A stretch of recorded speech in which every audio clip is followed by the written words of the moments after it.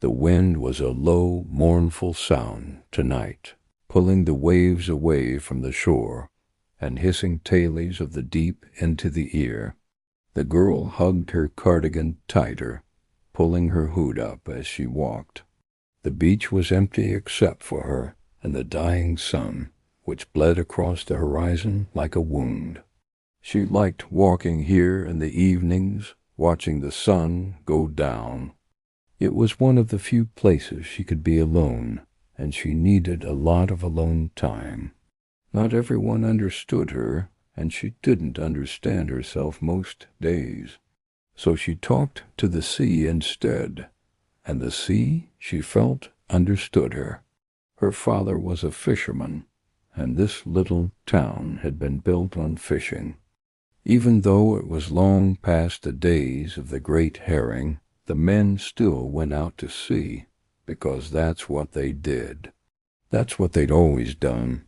The girl didn't know much about the life before the herrings left, only what she'd heard in hushed tones from the older folks gathered around her father's kitchen table after a hard day's work. Back then, there were so many fish in the North Sea, the fishermen would scoop them up by the barrel, and the smell of salt and fish would cling to their hands and clothes for weeks. As the last sliver of sun dipped below the horizon, she heard a splash and saw something glittering in the shallows. As she ran towards it, the thing glinted again.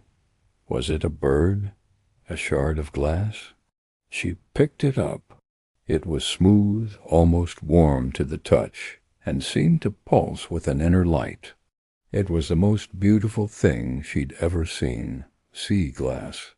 Sometimes it washed up on the shore after a storm, smoothed and polished by the waves, until it looked like a jewel. This piece was bigger than most, the size of her hand. And when she turned it over, she saw another flash of green fire inside. Maybe it was just the way the light hit it, she thought, but maybe it was something more. That night she dreamt of a shipwreck. The waves were violent, churning and frothing, whipping themselves into a frenzy. She saw the faces of the crew, heard their screams, the creaking of the ship as it split in two, the captain's last cry for help. Then she woke up gasping, the feel of icy water on her skin. Every night she dreamed of the shipwreck, and every morning she woke up exhausted, drained of all will and vigor. One day her father came home to find his nets torn and useless.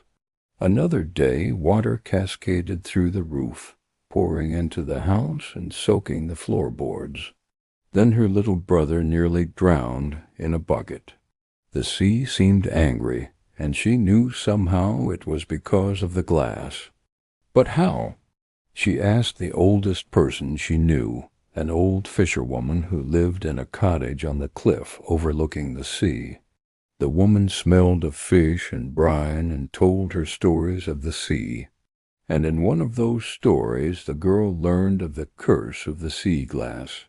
Whoever kept it, she said, would have the wrath of the sea against them.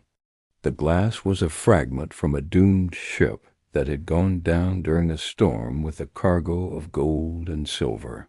And now the spirits of the lost sailors rose from their watery graves every night, reaching for the shore, searching for someone to take their treasure and set them free. But whoever took the treasure would also unleash the fury of the sea, which would claim them in the end. She could throw it back into the sea, the fisherwoman said, but then the spirits might pull her under. They'd seen so many faces come and go that they wouldn't know the difference. Only if she discovered the truth of the wreck and put the sailors' souls to rest could she hope to break the curse. And so she did the only thing she could. She waited for a night when the storm was at its worst, when the wind screamed and the rain lashed against the windows, and the thunder rattled the house. When even her father wouldn't go out to sea, she slipped out the back door. got into the little rowboat, and rowed out to the middle of the raging sea. The ghostly hands rose from the water, cold and clammy, reaching for her.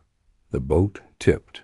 She lost her balance, and for a moment she felt nothing but the cold, crushing embrace of the sea.